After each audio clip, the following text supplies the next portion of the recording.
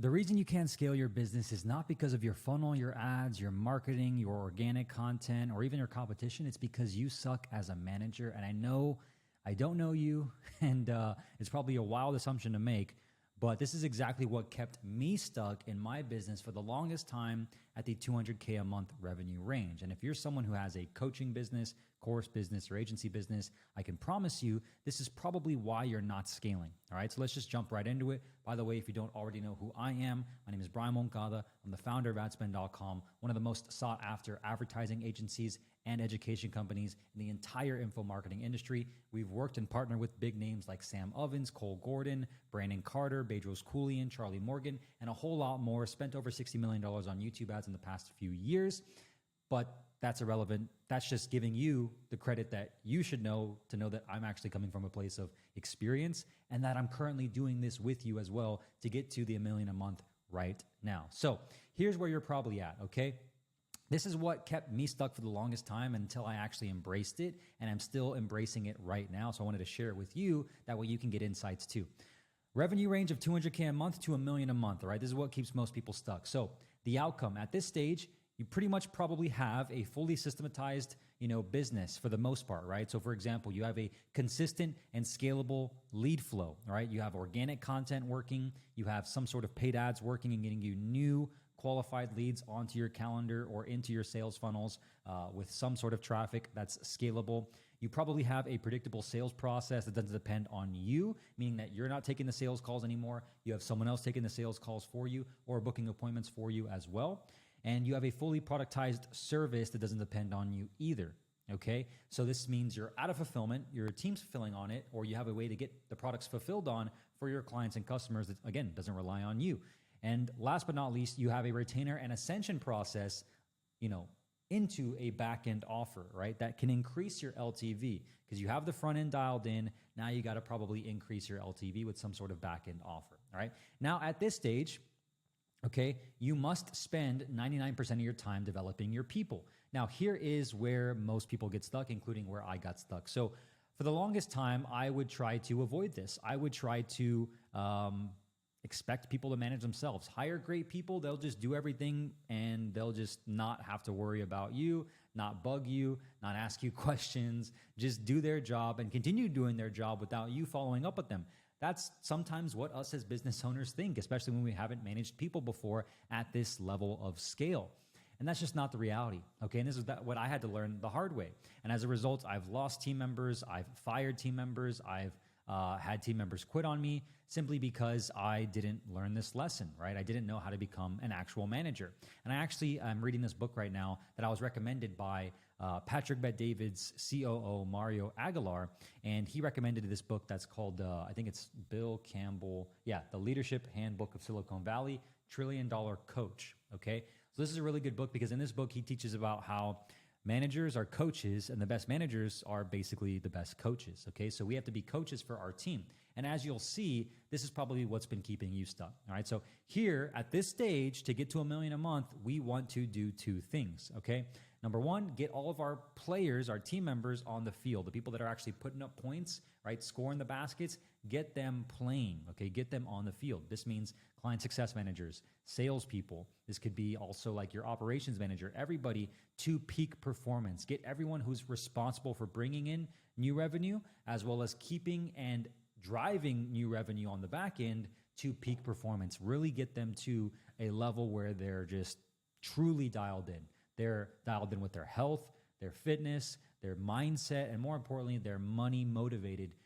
So they want to grow, all right? And then you also want to start to identify and develop leaders who can eventually take over each department, sales, client success, et cetera. By the way, in no way, shape, or form am I taking credit. Am I taking credit for any of this, by the way? This is all information that I've learned on my journey through multiple mentors and coaching programs as well. And I've just put it in this video for you to just basically use, because this is what we're using right now to get to $1 million a month as well, all right?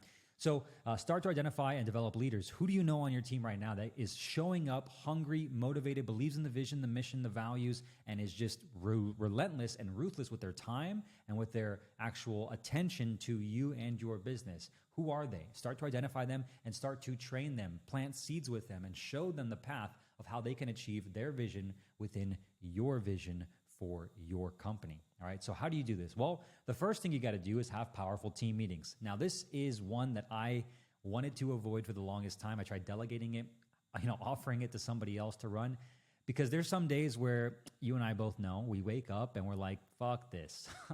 I don't want to work today. I don't want to go to work today. I don't want to show up for my team today.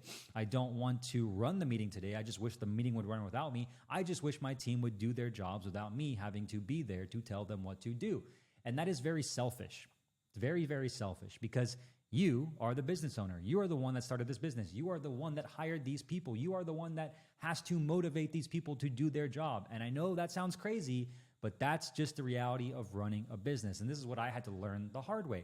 I was talking to Mario, Patrick Bet-David's COO, and he was telling me, basically kicking me in the ass, saying, dude, the best leaders like Patrick Bet-David, who's obviously his boss, they're the ones that are always leading from the front. They are a leader amongst leaders. And if you can't even lead yourself to show up for that meeting and run a powerful team meeting, making sure that you are bringing the energy, making sure everybody's involved, everyone has their camera on, their microphone on, they're in good spirits, they cleaned themselves up, they're ready for the meeting, ready to attack the day, and they're ready and excited for what they're doing, it's nobody's fault but yours.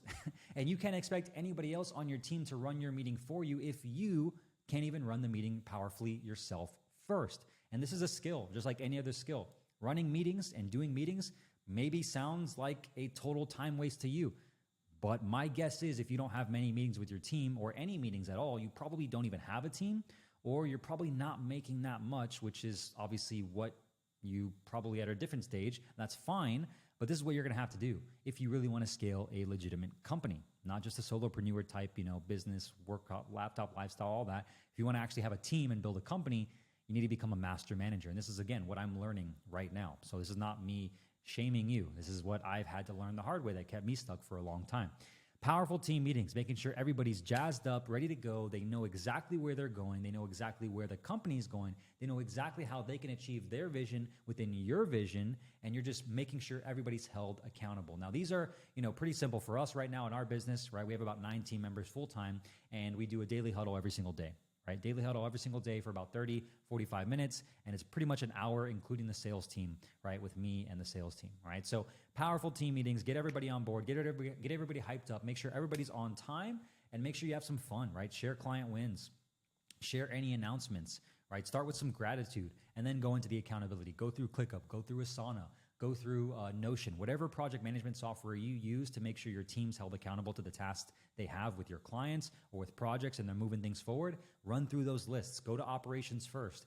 Go to your editing team next. Go to fulfillment next. And finally, go to marketing and sales last, right? And end with the sales team. Let everybody go as quickly as possible, but make sure you have team meetings, okay? And bring the energy. It's up to you.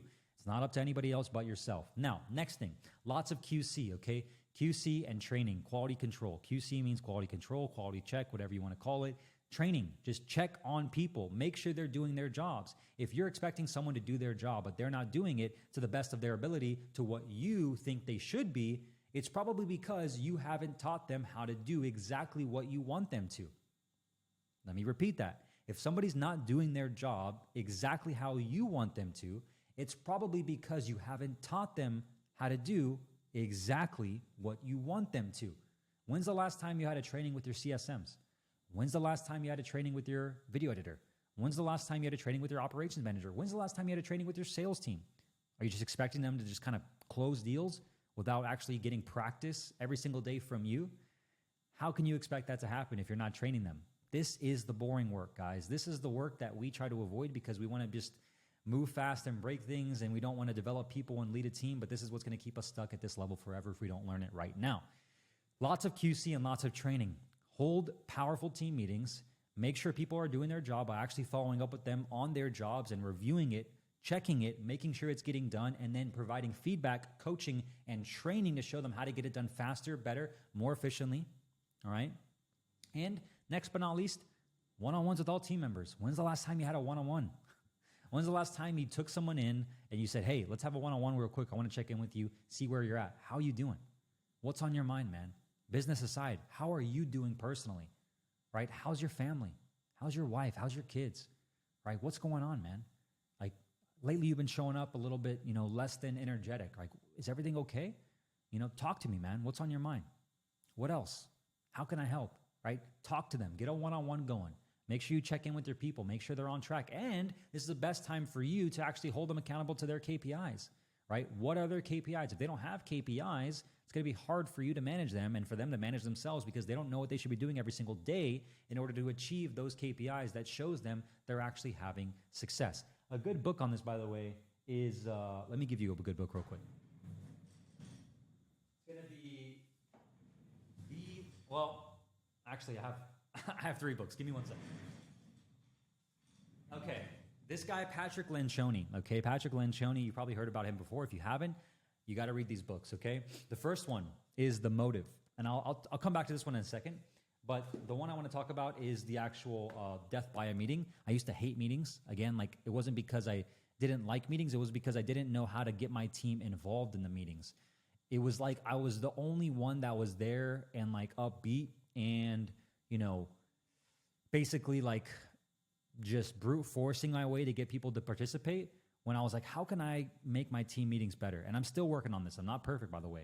But this book helped me realize that, the book, it says itself, Death by a Meeting, if I can show you, Death by a Meeting. It talks about how most meetings suck and most people don't have great meetings. And one of the things I got taught from this book was that meetings should be like movies. Think about it. Why do we like going to movies? We like watching movies because there's drama, there's action, there's action and there's drama. That's why we like going to movies, to see what happens. In meetings, there's no action, there's no drama, so it's boring. You got to make your meetings like movies. There should be some drama. There should be some action. There should be some back and forth, some argumentation. There should be some drama, basically. And it's not like you want to have fights every single meeting. That's not what he's saying in this book at all. But when you read this book, he'll give you a formula that you can use to hold your team meetings and basically make them more fun, right? But it starts with you. So this is a good book to read. Now, going back to the one-on-ones, The Truth About Employee Engagement. This is, again, from Patrick Lencioni, the author here. In this book, he talks about why people aren't engaged in their work every single day. And it's usually 3 things. The first is that they don't know how to measure their success if they're doing their job good or bad, meaning they don't have KPIs. So if they don't have a KPI on what they're doing good or what they're doing bad, they don't know how to measure success. And if they're on track or off track to their goals for their position, they're never going to be able to know or like have fun because they're never going to be able to have a scorecard to aim for and try to beat, right? So this is a good book, The Truth About Employee Engagement. And all of his books are really good because he talks about like a story. He tells a story and it's like an actual like a fiction kind of story that's fake, but it's getting the point across. So it's a really good read. You can read it in about a week, maybe even a weekend. I read both of them basically in like 1 or 2 days. So one-on-ones, very, very powerful to get your team in line. Now, next but not least, recruiting great people. In order to recruit great people, right, like you got to be able to have a personal brand, a company, and a vision that's big enough to fit somebody else's vision inside of it. Like you can't expect to just, like I got this question asked to me the other day, like how do I find better people? And it's like, well, number one, you have to actually look for better people. Like when's the last time you actually started posting on Facebook, on Instagram, on Twitter, on LinkedIn, and asking people, who do you know that fits this description? Like when's the last time you did that? Number two, you actually have to have a big enough personal brand or a company that's legitimate and an industry, industry or basically like a, you have to have a big enough brand that gets people to know, like, and trust you, that actually gets people to want to work with you. And so this takes time, obviously. Of course, you can find those people that, like, when you're on the grassroots starting from scratch, you can find someone who's like a friend of yours that's really good and you just recruit them for sure. But the only reason why I was able to recruit my team, which came from my network, by the way, my friends of friends, was because I was constantly posting on social media and talking about what we were doing, how much fun we were having, the clients we were working with, right? The wins we were having, the way our company was growing. I was showcasing all the results and what we were building. And as a result, I got people that want to follow me, listen to me, get to know me, like me, and want to trust me. And then as a result, when I put out a feeler now of if I'm hiring someone, it's very easy for me to find talent because I've done the legwork. Now, for you, you probably just need to recruit better people. Recruit great people, by the way, but only great people will want to work with someone who's a great leader.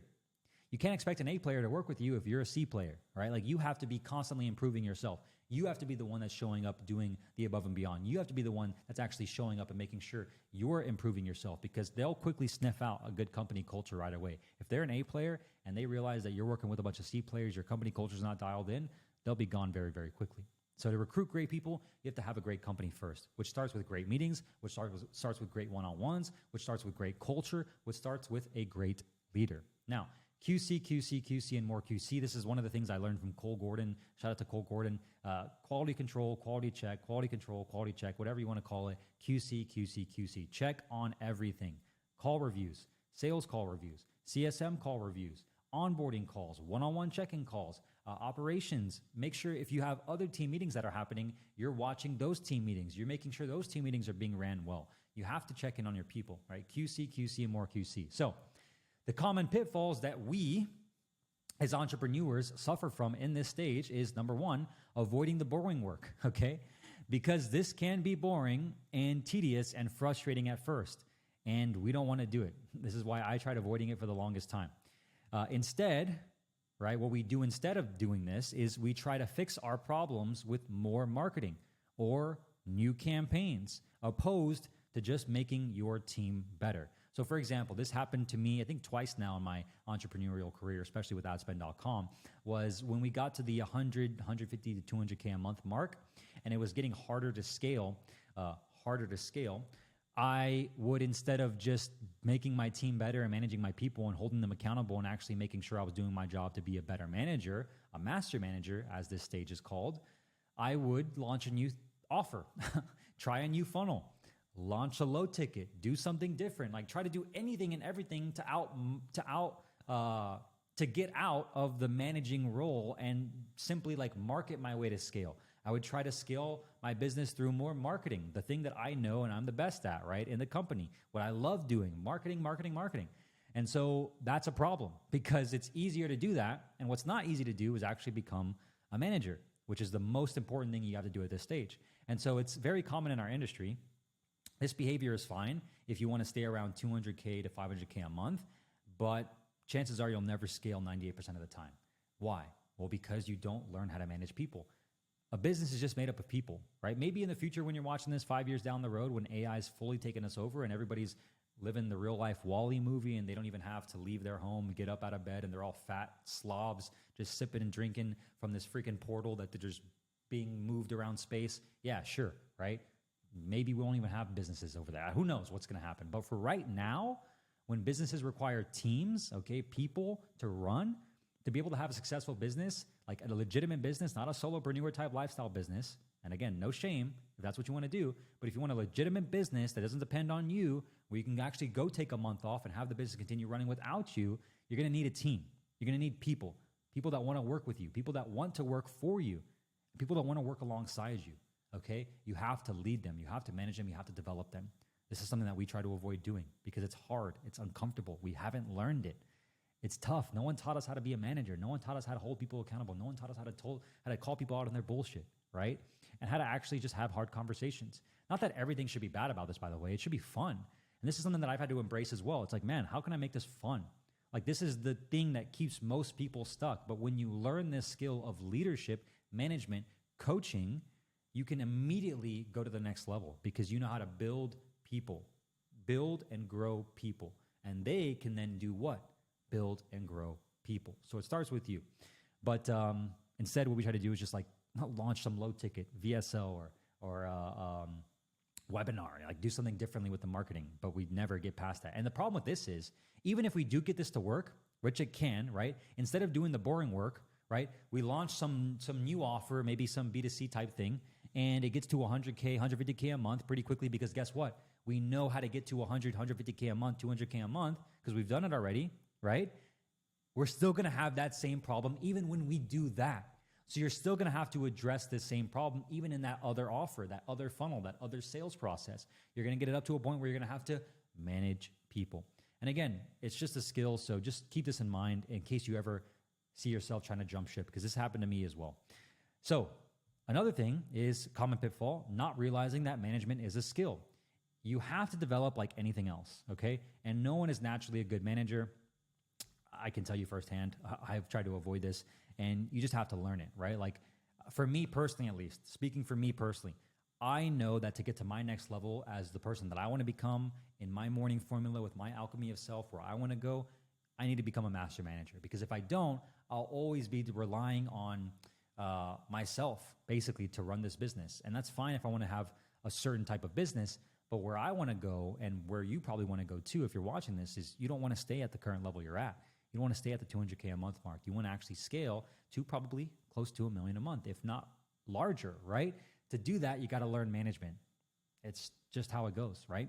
And so what we try to do instead of doing that is we try to hire an integrator, because it's a shiny object you think is going to solve all your problems. I've tried this. I've done this. This is why it's on this document, because I tried to hire someone or elevate someone else to be the, operator, integrator, manager, whatever you want to call it, too soon before there was even enough of a hierarchy to even have someone doing that. And if you did truly find an amazing integrator anyways, they'd probably be very expensive and they'd be more of a business partner than an employee.